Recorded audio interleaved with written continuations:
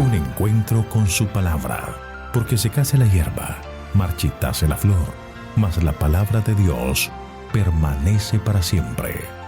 Con ustedes, el doctor José Ricardo Arias Quintero.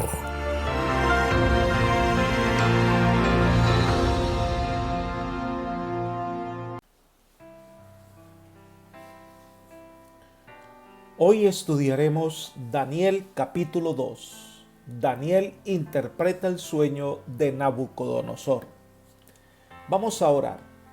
Querido Señor, en este momento queremos acercarnos a ti porque tú eres la fuente de entendimiento, de sabiduría. Tú conoces el fin desde el principio. Tú diriges la historia del universo y en ti podemos encontrar las respuestas al estudio de tu palabra y que nos señalarán el camino que debemos transitar para llegar al puerto de eterna paz. Por eso, Señor, en este momento queremos pedirte que nos envíes la sabiduría y el poder de tu Santo Espíritu para que nosotros podamos tener ese conocimiento de la verdad de tu palabra en nuestra vida, aplicarla a nuestras necesidades y poderla compartir con otros. Gracias, Señor, por estar con nosotros. Lo pedimos en Jesús. Amén. Detrás y por encima de todo está el poder de Dios. A veces vemos que la historia del hombre se desarrolla de manera inexplicable. El reino del mal trata de destruir y traer ruina a los seres humanos y de culpar a Dios por esos terribles acontecimientos. Sin embargo, Dios está al control de la historia y su voluntad se desarrolla en los acontecimientos históricos. El capítulo 2 de Daniel nos muestra que Dios tiene un propósito claro que se va desarrollando poco a poco, tratando de llevar al hombre al verdadero entendimiento. La siguiente cita nos ayuda a entender este aspecto. Dice: en los anales de la historia humana, el crecimiento de las naciones, el levantamiento y la caída de los imperios parece depender de la voluntad y las proezas del hombre. Los sucesos parecen ser determinados en gran parte por su poder, su ambición o su capricho. Pero en la palabra de Dios se descorre el velo y contemplamos detrás, encima y en la trama y la irdumbre de los intereses, las pasiones y el poder de los hombres, los agentes del ser misericordioso que ejecutan silenciosa y pacientemente los consejos de la voluntad de Dios. Libro La Educación, página 157. Dios está al control de la historia. Algunos ven la historia como circular, es decir, que se repite constantemente. Otros lo ven como una espiral. Pero en la Biblia, la historia tiene un comienzo y tiene un fin. Y el propósito de la historia es la descripción del mal y la restauración del eterno reino divino de paz y justicia. Y en el desarrollo de la historia, las naciones y nosotros tenemos un papel que jugar en ella y tendremos que dar cuenta si nosotros cumplimos el papel que Dios deseaba que desempeñáramos. Y para cumplir la voluntad divina debemos conocer a Dios y debemos mantener una comunión franca y real con el Eterno. Para facilitar que podamos sacar lecciones espirituales del capítulo 2 de Daniel, vamos a dividirlo en secciones de estudio. La primera parte son los versículos 1 al 13. Es el sueño de Nabucodonosor y su confrontación con los sabios de Babilonia. Vamos a considerar algunos aspectos importantes. Leamos el versículo 1. En el segundo año del reinado de Nabucodonosor, tuvo Nabucodonosor sueños, y se turbó su espíritu, y se le fue el sueño. El segundo año de Nabucodonosor era el tercero en que Daniel estaba en Babilonia.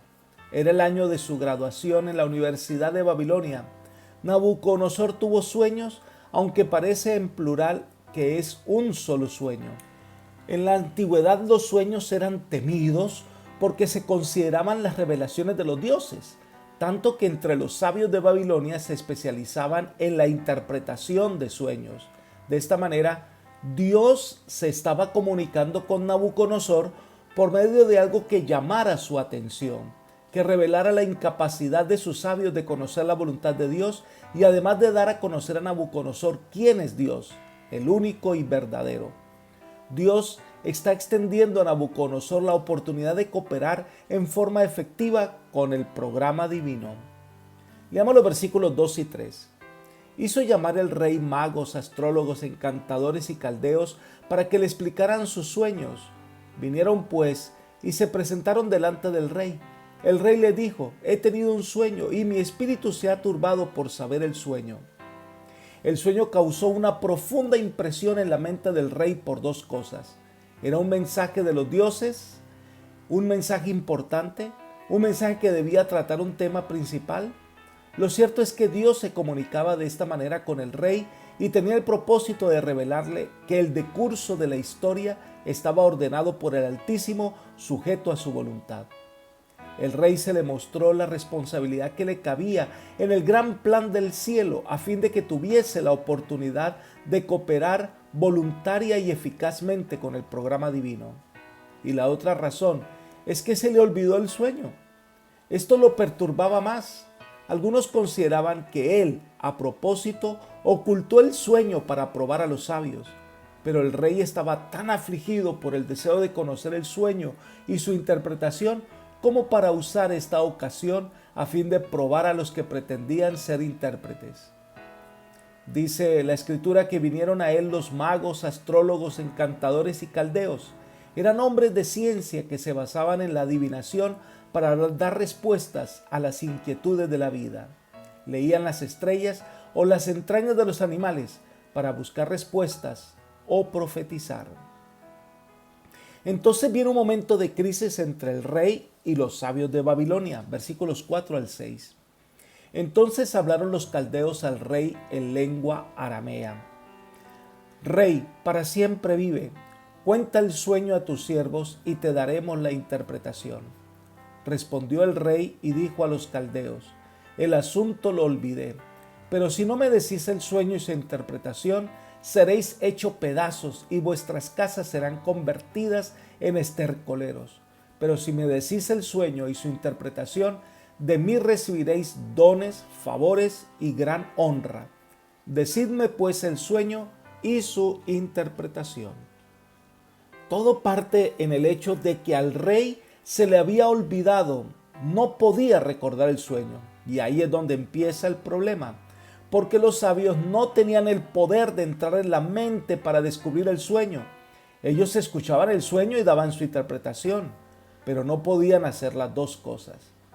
Elena de White comenta: poco después que Daniel y sus compañeros entraron en el servicio del rey de Babilonia, acontecieron sucesos que revelaron una nación idólatra el poder y la fidelidad del Dios de Israel. Nabucodonosor tuvo un sueño notable, pero aunque el ánimo del rey sufrió una impresión profunda, cuando despertó le resultó imposible recordar los detalles. Libro Profetas y Reyes, página 361. Esto hacía que el rey estuviese angustiado, que el mensaje de los dioses, que tenía una impresión importante en su mente y que no podía recordarlo. Este era el medio de revelarle el amor de Dios a un rey tan orgulloso como Nabucodonosor. A este rey le pareció que era imposible que estos hombres sabios no tuviesen la facultad de conocer su sueño y su interpretación. Versículos 7 al 9. Respondieron por segunda vez y dijeron: cuenta el rey el sueño a sus siervos y le daremos la interpretación. El rey respondió y dijo: yo conozco ciertamente que vosotros ponéis dilaciones porque veis que el asunto se me ha ido. Si no me contáis el sueño, una sola sentencia hay para vosotros. Ciertamente preparáis una respuesta mentirosa y perversa que decir delante de mí, entre tanto que pasa el tiempo. Contadme pues el sueño, para que yo sepa que me podéis dar su interpretación. Los sabios estaban ganando tiempo y sus repetidos pedidos despertaron la sospecha del rey de que estaban tratando de sacar algún provecho con la demora. ante la dilación y vacilación de los sabios, el rey pensó que ellos lo que estaban era tramando un complot contra él y da entonces la sentencia de muerte contra los sabios. Pero estos hombres eran incapaces de resolver el asunto. Su impotencia lo lleva a hacer una declaración sincera. Versículos 10 y 11. Y quiero que la estudiemos por partes. Los caldeos respondieron delante del rey y dijeron, primera sección, no hay hombre sobre la tierra que pueda declarar el asunto del rey. Los caldeos se vieron obligados a reconocer su incapacidad para revelar el sueño. Además, segunda parte, ningún rey, príncipe ni señor preguntó cosa semejante a ningún mago, ni astrólogo, ni caldeo. Dieron a entender que esto era algo que excedía el poder humano, ya que era un pedido que era poco razonable, ya que ningún rey había pedido tal cosa. Tercera parte, porque el asunto que el rey demanda es difícil. Esto que el rey pide no es sencillo, no es posible. Es algo muy singular que nunca antes se había planeado. Cuarta parte, no hay quien lo pueda declarar al rey salvo los dioses cuya morada no está entre los hombres. En esta última declaración debemos destacar lo siguiente. Estos eruditos pretendían estar en contacto con los dioses, ser sus mensajeros e intermediarios, pero al parecer en esta declaración ellos reconocen la existencia de dos tipos de divinidades, aquellas con las cuales tienen contacto, aparentemente secundarias o dependientes, y existen las superiores, con las cuales no tienen contacto, es decir, reconocen la existencia de un ser supremo por encima de su propia esfera. El rey, ya enceguecido por la ira, da la sentencia de matar a todos los sabios de Babilonia. Dicho decreto estaba fuera de tono con las costumbres de estos tiempos. Esto era un paso temerario del rey, ya que la sentencia de muerte era sobre la clase más culta de la sociedad. Y leamos el versículo 13. Se publicó pues el edicto de que los sabios fueran llevados a la muerte y buscaron también a Daniel y a sus compañeros para matarlos. Esto quiere decir que estos jóvenes hebreos tenían la profesión de sabios. Daniel no fue consultado en primera instancia porque se había llamado a los expertos, pero ahora estaba compartiendo la misma suerte de todos los sabios. La segunda parte de nuestro estudio son los versículos 14 al 23 de Daniel capítulo 2. Es el momento especial para que un siervo de Dios busque la dirección divina. Veamos los detalles. Daniel es apresado con los otros sabios. Al indagar sobre qué es lo que está pasando, le cuentan a Daniel acerca del asunto que tiene el rey. Y se da cuenta Daniel la oportunidad que Dios le estaba dando para dar a conocer al rey quién es Dios. Leamos en el versículo 16. Y Daniel entró y pidió al rey que le concediera tiempo, que él daría al rey la interpretación. Algunos preguntan por qué el rey hizo esa concesión con Daniel que no tuvo con los sabios de Babilonia. Lo que entendemos es que Daniel, a diferencia de los sabios, solo pidió tiempo adicional para dar la respuesta al rey de su inquietud. Él no pidió que le narrara el sueño, él pidió tiempo para darle todo lo que el rey estaba pidiendo. Al saber que tenía tiempo, Daniel y sus compañeros fueron a orar, y es lo que nos da a entender los versículos 17 y 18. Pidieron la sabiduría del cielo para poder librar su vida y la de todos los sabios. Estaban seguros que era la oportunidad de testificar al rey. Dice el siguiente comentario: juntos pidieron sabiduría a la fuente de luz y conocimiento, conscientes de que Dios los había puesto donde estaban y de que estaban haciendo su obra y cumpliendo las exigencias de su deber, manifestaron una fe poderosa.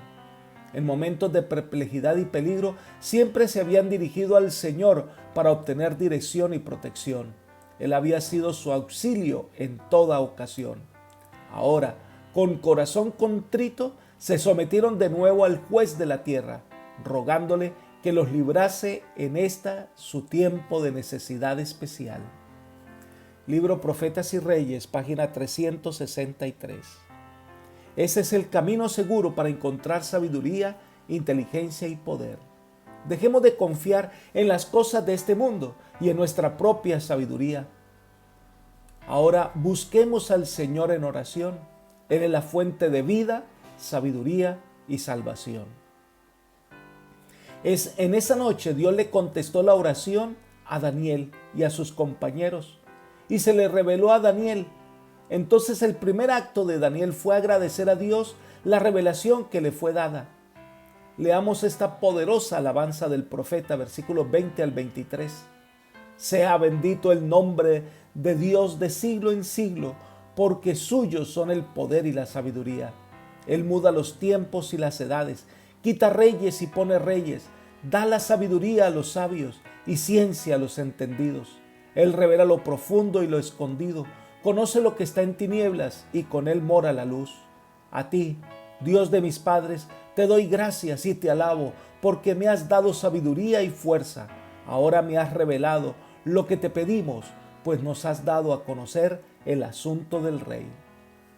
Esta es una bella oración, una síntesis del reconocimiento de la grandeza de Dios, y esto nos enseña que si nos falta sabiduría podemos pedirla y la recibiremos como respuesta a la oración de fe. Dios es quien dirige la historia de este mundo, todo está bajo su control. Lo que Daniel hace junto a sus amigos es adorar al Señor y reconocer su grandeza. Daniel se presenta ante el rey para dar el sueño y su interpretación, versículos 24 hasta el 45. Hay elementos dignos de tener en cuenta en este punto. Lo primero que hace Daniel es llevar al rey a reconocer que la sabiduría viene del Dios eterno. Versículo 27. No hay ningún sabio, ni hechicero, ni mago o adivino que pueda explicarle a su majestad el misterio que le preocupa. Esta revelación no nace en la mente del hombre y el hombre no lo puede resolver. Entonces presenta al Dios del cielo, versículo 28. Pero hay un Dios en los cielos que revela los misterios y él ha hecho saber al rey Nabucodonosor lo que ha de acontecer en los últimos días. La revelación viene del único y verdadero Dios. Un Dios que está por encima de todo y que todo lo sabe, tanto que esta revelación no es solo para la época de Babilonia, sino que llegará hasta los últimos días, se extiende hasta el fin de la historia del pecado en este planeta. Esta revelación de Dios se debe a una preocupación del rey. Es la oportunidad para que Dios revele su voluntad. Versículo 29.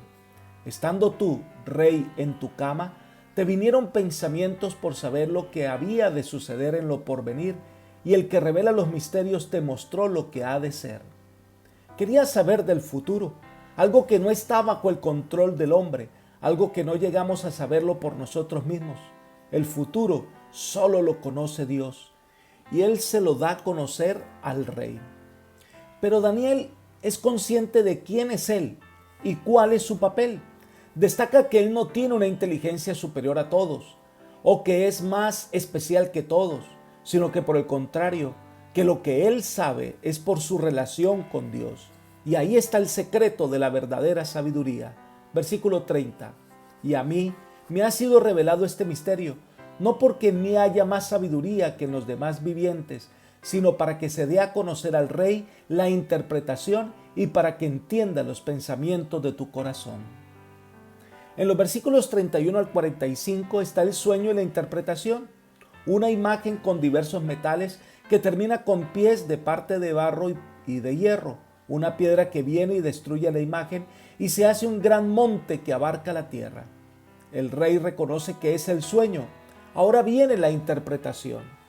En primer lugar, la imagen tiene una cabeza de oro. Esta cabeza de oro representa al rey Nabucodonosor, el reino de Babilonia. Daniel revela algo que el rey no sabía, versículo 37. Tú eres rey de reyes, porque el Dios del cielo te ha dado reino, poder, fuerza y majestad. No estás aquí por casualidad. Eres rey porque Dios lo ha determinado así. tiene un plan para tu vida. Por eso es que tú eres aquella cabeza de oro. Nabucodonosor era la personificación del imperio neobabilónico. Las conquistas militares y el esplendor arquitectónico de Babilonia se debían en gran medida a las proezas del rey. Cuando se habla del oro es porque para embellecer la ciudad se había usado el oro en abundancia. Así que se hizo una nación, un imperio grande, próspero y lleno de riquezas. Pero se le anuncia que su reino no será para siempre, que pasará la historia. La imagen tiene brazos y pecho de plata y vientre de bronce. Versículo 39. Después de ti se levantará otro reino inferior al tuyo. La grandeza de Babilonia fue decayendo hasta que sucumbió ante la invasión de los medos y los persas en el 539 a.C. Se contrasta las dos naciones, la una era de oro, la otra de plata. Era una cultura menos desarrollada y luego, dice, aparece un tercer reino de bronce, el cual dominará sobre la tierra. Los medos y los persas conquistaron a Babilonia y posteriormente este reino sucumbió ante el avance del imperio greco-macedónico comandado por Alejandro Magno. En las batallas de Gránico 334 a.C., la batalla de Iso 333 a.C. y la de Arbela o Gaugamela 331 a.C., donde los soldados griegos, que se distinguían por su armadura de bronce, cascos, escudos y hachas, logró expandir su dominio conquistando el reino de los medos y los persas. Tan grande fue el dominio de los griegos que llegó hasta la India. Pero vendría un cuarto reino. La imagen tenía unas piernas de hierro y este representa un reino de hierro fuerte y grande. Versículo 40. Y el cuarto reino será fuerte como el hierro, y como el hierro desmenuza y rompe todas las cosas, así lo desmenuzará y lo quebrantará todo. Es una representación del Imperio Romano que desarrolla su poder desde el año 168 a.C. hasta el 476 de nuestra era. Todos los anales de la historia y los descubrimientos que reconstruyen la historia romana confirman esta aseveración de Daniel. Roma ganó su territorio por la fuerza o por el temor que infundía su poderío armado. Roma se convierte en el imperio más grande y más fuerte que el mundo había conocido hasta entonces. Pero este reino de hierro también pasará. Pero no habrá un sucesor representado por otro imperio sin fin, sino más bien una división de este reino. Versículo 41. Lo que viste de los pies y los dedos, en parte de barro cocido de alfarero y en parte de hierro, será un reino dividido, pero habrá en él algo de la fuerza del hierro, así como viste el hierro mezclado con barro cocido. Esto representa la división de lo que hoy conocemos como Europa, en donde el barro representa las naciones débiles, mientras que el hierro representa que habrán naciones fuertes. Después de Roma, el imperio quedó dividido en lo que hoy es Europa. Versículo 43. Así como viste el hierro mezclado con barro, se mezclarán por medio de alianzas humanas, pero no se unirán el uno con el otro, como el hierro no se mezcla con el barro. La profecía de Daniel ha soportado y soportará la prueba del tiempo. Las tentativas de convertir en un imperio único y grande las diversas naciones que surgieron del cuarto imperio han terminado en el fracaso. Se han hecho alianzas por medio de matrimonios, convenios políticos, guerras para tratar de unir a Europa y no se ha podido. Porque la sentencia divina es, no se unirán el uno con el otro. Y así es hasta nuestros días. La profecía dada a Nabucodonosor hace más de 2600 años, hoy se está cumpliendo. Pero allí no termina el sueño. Dice entonces que hubo una roca que no la arrojó hombre, que dio sobre los pies de la imagen y destruyó la imagen. Algo sucederá con la imagen levantada por el hombre que concluye en reinos divididos. En esta época de la Europa dividida, el Dios del cielo establecerá su reino sobre la tierra. Leamos el versículo 44. En los días de estos reyes, el Dios del cielo levantará un reino que no será jamás destruido, ni será el reino dejado a otro pueblo. Desmenuzará y consumirá a estos reinos, pero Él permanecerá para siempre. Esta piedra que ha llegado a destruir todo no es arrojada por hombre, es decir, no viene por las habilidades humanas, sino por la poderosa mano de Dios. Esta roca representa la venida de Cristo, en donde los reinos del hombre pasarán, pero el Señor establecerá su reino para siempre. Este es el objetivo final de la historia del mundo. La historia de este mundo de reinos humanos terminará cuando el Dios del cielo establezca el reino eterno sobre esta tierra. El capítulo finaliza con el reconocimiento de Nabucodonosor acerca de la grandeza del Dios de Daniel. Esto aparece en los versículos 46 al 49. Algo interesante, sin importar su jerarquía, el rey se postra ante Daniel en reconocimiento de la grandeza del Dios de Daniel, del Dios eterno. Versículo 47. El rey habló a Daniel y dijo: ciertamente el Dios vuestro es Dios de dioses, Señor de señores, y el que revela los misterios, pues pudiste revelar este misterio. Nabucodonosor reconoce que no hay Dios como el Señor, y por eso se postra ante Daniel en reconocimiento de la grandeza del único Dios que puede revelar los secretos. Aquí se revela el propósito por el cual Daniel fue llevado a la corte del rey. Allí se da cuenta que valió la pena todo el esfuerzo para ser el mejor de su clase, porque fue la única manera en que el gran rey de Babilonia conociera al gran rey del universo. Allí comienza el proceso divino para ganarse a este soberano para el reino de los cielos. Este hombre llega a conocer que Dios es mucho más grande de lo que se imaginaba. Él había llegado a pensar que el Dios de los hebreos era inferior al Dios suyo, porque pues había conquistado, ¿verdad?, a Israel y había destruido el templo de Israel, y así que pensaba que los dioses de Babilonia eran más grandes, pero ahora reconoce que más grande que Marduk y Bel es el Dios de Daniel. El rey ofrece a Daniel la recompensa y entonces vemos a Daniel que aboga por sus compañeros. Trabajar en la corte del rey más poderoso de la tierra era la responsabilidad que ellos tenían para dar a conocer la grandeza de Dios. Su tarea es dar a conocer que Dios es el único y verdadero Dios. La lucha hasta ahora comienza, pero el Señor tiene garantizada la victoria. Apreciados amigos y hermanos, las profecías son el medio de Dios para que podamos entender el amor y el poder de Dios. Cada aspecto de la profecía que se ha cumplido es llevarnos a conocer a Dios y que aprendemos a conocer que ese Dios dirige toda la trama de la historia, que Él tiene el fin desde el principio y que sabe lo que es mejor para nuestra vida. Entonces, es la oportunidad que tenemos de entregar nuestros planes sencillos y aceptar los planes de Dios. Es la oportunidad de acudir en oración y confiar nuestra vida en sus manos. Pero también es el momento de brillar y dar a conocer a otros el gran amor y el gran poder de Dios. Te invito a compartir este mensaje con otros amigos para que ellos conozcan al Dios del cielo. Que el Señor te bendiga y te guarde. Es mi oración por ti. Amén.